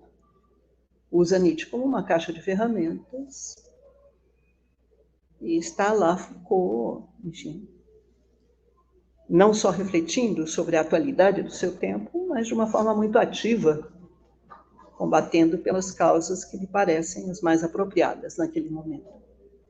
Mas sobre este último ponto, eu gostaria que o professor, não sei se eu fui ao encontro da sua indagação. Na verdade, é porque a pergunta ela vai no sentido de como a gente hoje, o que eu observo, na verdade, é como os conceitos, até a ciência, hoje, ela já é colocada em questão por muitas pessoas, foi colocada em questão, e quanto esses conceitos de verdade, eles fazem com que a gente acabe ficando doente, buscando a doença, na verdade.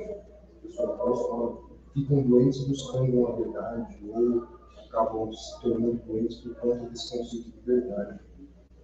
Isso que eu fiquei conceito da metafísica em si, e essa capacidade de observar os próprios afetos, o sentimento, por exemplo,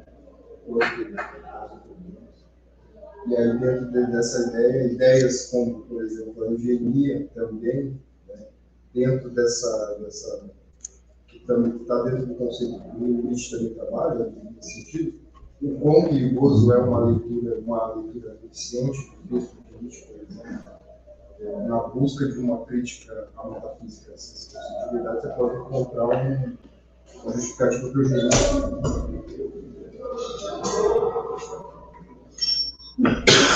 Sim, porque a partir do momento em que você abre mão do universal, você corre o risco de resvalar no relativismo. Mas, no meu entender, Nietzsche não admitiria o relativismo, porque é o pensador da hierarquia, do critério, etc. Mas esse ponto que você trouxe, esse último ponto, acho que o professor Ivo pode comentar. Acho que foi muito breve. Eu haveria muito... Enfim, teríamos de... Início, a gente tem várias portas de entrada, né? Eu teria de pegar uma e um tanto longe, mas, de fato, como o professor Descartes Martin dizia há pouco, né? se fixar certas ideias, tê-las como verdades, pode ser um problema. Né? E em Nietzsche, isto vai nos levar para essa via da doença. Isso isso se afasta,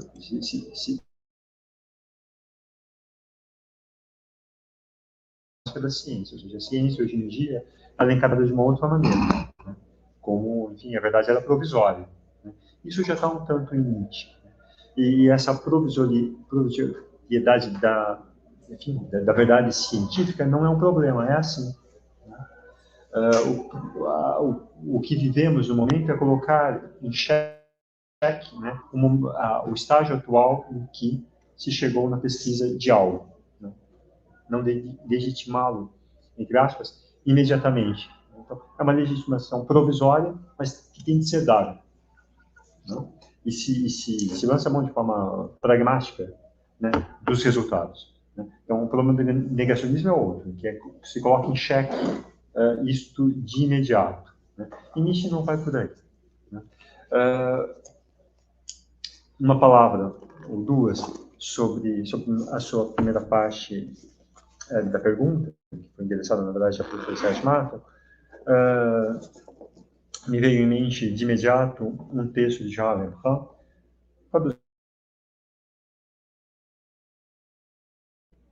e além do homem. Né?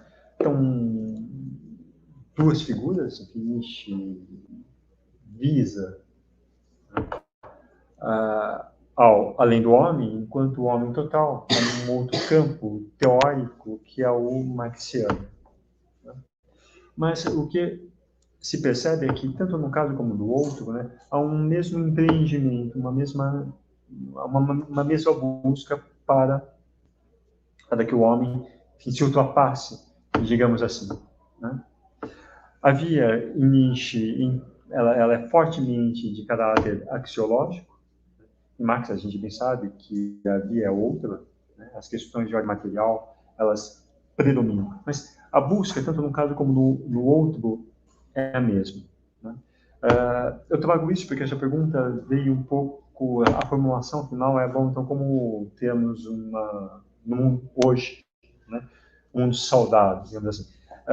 Aí eu acho que está o problema, né? Porque se um filósofo ou outro, se Nietzsche ou Marx, enfim, conseguem fazer um excelente diagnóstico, seja a partir de uma via, seja a partir de outra, né? No século XX houve aqueles pensadores que procuraram trabalhar as duas de forma entrelaçadas, de maneira a ter uma compreensão, um diagnóstico mais rico ainda. Né? Mas, independente da via que se torne, ou mesmo entrelaçando, enfim, o que a gente percebe é que são diagnósticos muito bons, né? Muito bem feitos, né? Que iluminam muito o estado da realidade. O problema é quando, né, se dá um passo além e se procura dizer o que deve ser feito. Né? E aí é quando eu acho que malogram um tanto. Né?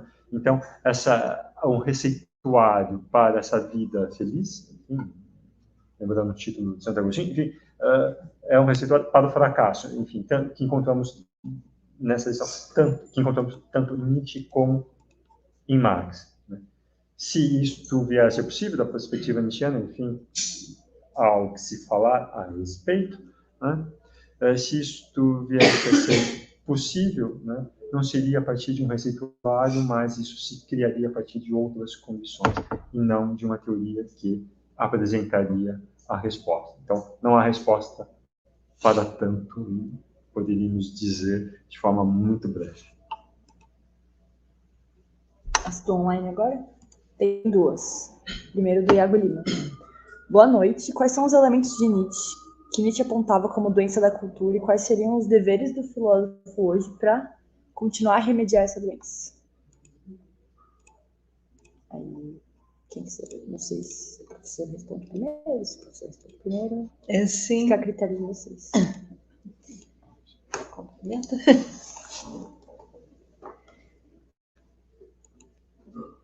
Na verdade, isso vem na continuidade do que nós estamos conversando, né? Antes de mais nada, é esse dualismo de mundos. Este seria o problema. Ou seja, Nietzsche está combatendo o cristianismo na sua filosofia, né? No seu pensamento é fortemente marcado por este combate à religião e à moral cristãs. Com conhecimento de causa, nós sabemos disso, conhecia muito bem a Bíblia luterana. Nasceu numa família de pastores, o pai era pastor, ele mesmo foi destinado a se converter em pastor, mas no meio do caminho ele abandonou o que havia sido destinado a ele pela família. Enfim. E, no entender dele, é uma cultura, na verdade, baseada num dualismo de mundos, numa duplicação desnecessária, infrutífera, malsã de mundos. Este mundo em que nos encontramos aqui e agora, e o outro mundo. Esta vida tal como nós a vivemos aqui e agora, e a outra vida. E assim por diante. Então, na verdade, no entender de Nietzsche, a nossa cultura estaria marcada justamente por privilegiar a alma em detrimento do corpo, a outra vida em prejuízo desta, o outro mundo em desfavor deste. Então, antes de mais nada, trata-se de compreender que a vida que temos é esta que nós estamos vivendo aqui e agora. Não há nada a esperar. Temos de abrir mão das esperanças ultraterrestres. E o filósofo hoje teria de lidar com essa situação. E, portanto, teria de procurar, no nível axiológico, justamente, teria de procurar contribuir para uma maneira de pensar, agir e sentir que fosse guiada por valores em consonância com o corpo, com esta vida e com este mundo em que estamos. Você complementaria? Sim, o que eu diria, enfim, também de forma muito breve, mas breve ainda, é que é importante lembrar, enfim, ter em mente, circunscrever minimamente de que cultura se trata. Nesse embate pela cultura. Ou seja, é uma cultura muito própria, muito específica, algo muito diverso do que hoje, enfim, entendemos por esse termo. É uma cultura humanista com traços outros. Tem uma palavra em alemão específica para ela, que por vezes em português mesmo não traduzimos por cultura, mas por formação, né? E é essa cultura que ela era destinada, digamos assim, a um segmento específico da sociedade alemã que estava, cultura essa que estava em segmento esse que estava em desaparecimento, por conseguinte, esta cultura, a que Nietzsche vem defender. Né?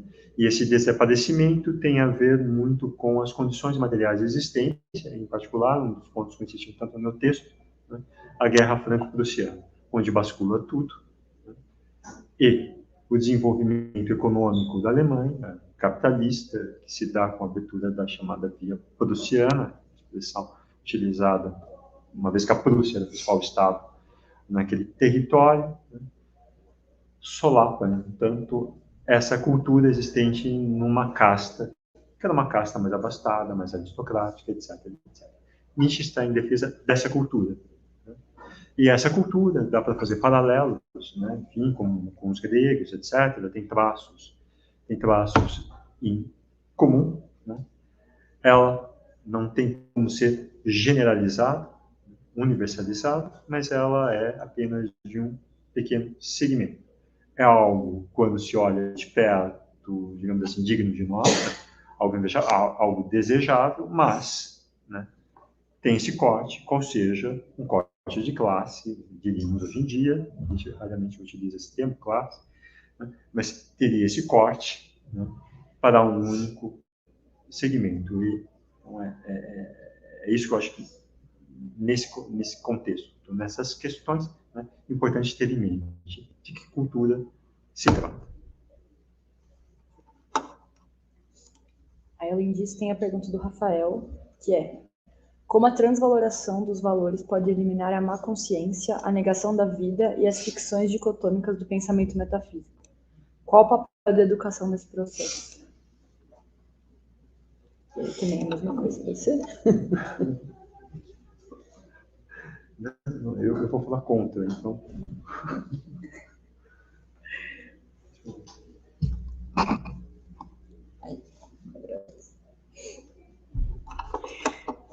Pois é, no que diz respeito à educação, justamente,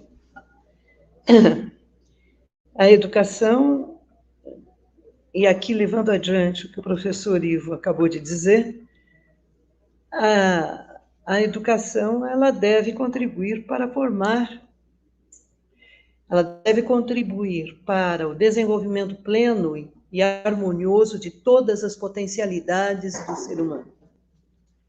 É nesse sentido que Nietzsche vê a educação. E, portanto, uma formação humanista, como trouxe o professor Ivo, eu diria que um exemplo mais acabado de um homem culto, portanto, de um homem para o qual a educação teria contribuído é Goethe. Goethe, que, enfim, exerceu atividades as mais diversas, fez pesquisas as mais diversas, né? Nós conhecemos o Goethe, o Fausto do Goethe, nós conhecemos, na verdade, os textos literários de Goethe, mas talvez alguns não saibam que Goethe tem trabalhos tratados de biologia, por exemplo, enfim, os mais diversos aspectos que possamos imaginar, nós encontramos textos de Goethe a respeito. Então, a educação deveria contribuir para formar homens verdadeiramente cultos. E homens verdadeiramente cultos seriam seres humanos, evidentemente, muito voltados para a pedagogia, muito voltados para a pedagogia que estabelece uma íntima relação entre esse desenvolvimento pleno e harmonioso de todas as potencialidades com o que se encontrava na Grécia Antiga. Então, é preciso voltar à Grécia Antiga, de alguma forma, voltar recuperando o senso estético, recuperando o trato com a própria língua grega e com a própria cultura grega, lá do século V a.C., e assim por diante. Então, no fim das contas, é a formação deste novo homem, digamos assim, deste deste ser humano verdadeiramente culto, que poderá, finalmente, exercer o trabalho de um legislador. Um legislador no sentido de estabelecer novos valores. E valores esses que nós dizíamos, não é? Contrários aos valores cristãos. Eu paro por aqui. Interessante nisto, enfim, a gente pode dizer, bom, de fato, o cristianismo promove uma humanidade, na perspectiva de Nietzsche, muito pouco sã, doentia, ressentida, etc. Etc. Portanto, tem que ser combatido. Então, há todo um percurso, há toda uma argumentação, há todo um trabalho que é feito para esse combate ser levado a termo com sucesso. E nisto, né, nesse processo, esse homem pode se cultivar, né, mas, para tanto, tem a sua contraparte, qual seja, que alguém trabalhe para isso. Para que alguém que forneça efetivamente as condições materiais para que o outro se cultive. Tanto que, em mais de um momento na obra, Nietzsche chega a afirmar em que os momentos de mais alta cultura, né, são os momentos em que não foge, mas enfim, são os momentos em que, digamos assim, o trabalho escravo está presente. Tem quem efetivamente trabalhe para a manutenção. E vice-versa. Né? Nos momentos em que há uma grande igualação, né, obviamente, em termos culturais, vamos encontrar muito pouco cultivo. Então, há essa contraparte, a esse outro lado, né? E o exemplo são bem os gregos, se a gente pensar, na Grécia, né? Que permite esse grande cultivo. Grande cultivo que tem esse lado positivo, porque efetivamente vai permitir esse homem pleno, não dividido, íntegro, né? Que vai legislar, vai sair, que a partir daí poderá sair, né, dessa sociedade doentia, mas para que isto ocorra é necessário algo de outra ordem, para o qual, enfim, hoje, nós, homens modernos, repudiamos, rechaçamos. Né? É isso que temos conversado, enfim, Nietzsche combatendo a modernidade, ou seja, combatendo justamente todos esses mecanismos que vão trazer o quê? A liberdade, a igualdade, etc, etc. Né? Porque, ao ter tudo isto, se tem menos cultura. E, ao mesmo tempo, enfim, se mantém o cristianismo intacto, não se transvalora, por assim dizer. Não se cria novos valores de natureza não cristã. Vou dizer que tem, enfim, nós, hoje, homens modernos, daí a dificuldade de abandonarmos isto, né? Não é fácil seguirmos essa via proposta por Nietzsche.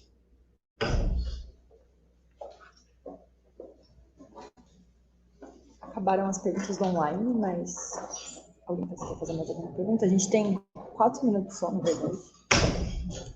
Eu gostaria de fazer uma pergunta. Eu gostaria de colocar...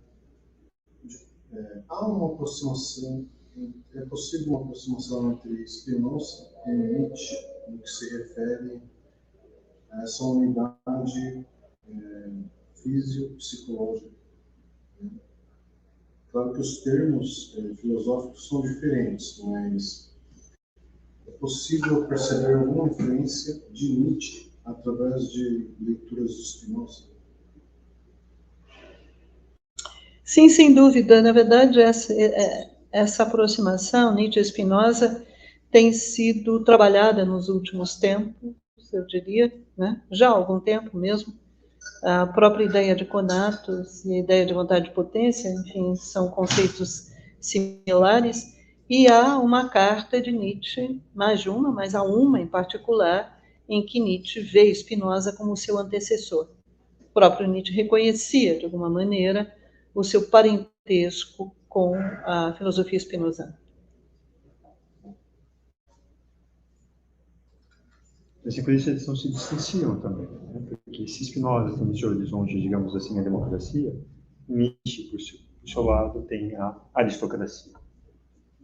Mesmo trabalhando, no caso Spinoza com os afetos, Nietzsche com todo o cabedal a ser refeito axiológico, as vias, enfim, os objetivos, os alvos são diversos.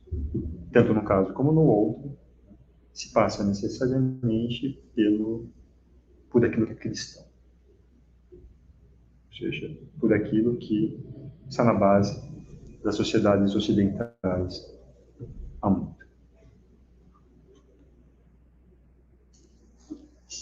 Ok? Então, a gente encerra por hoje. Amanhã a gente tem o último dia de Sofia, começando às 2h com a palestra do professor Silvio Rosa, com o tema Os Animais Enfermos da Peste, uma fábula de La Fontaine, traduzida por Machado de Assis, comentada por Alain Badiou e hoje pensada por nós. Boa noite a todos, obrigada pessoal que está online, obrigada professor Scarlett, professor Gil, obrigada. Boa noite.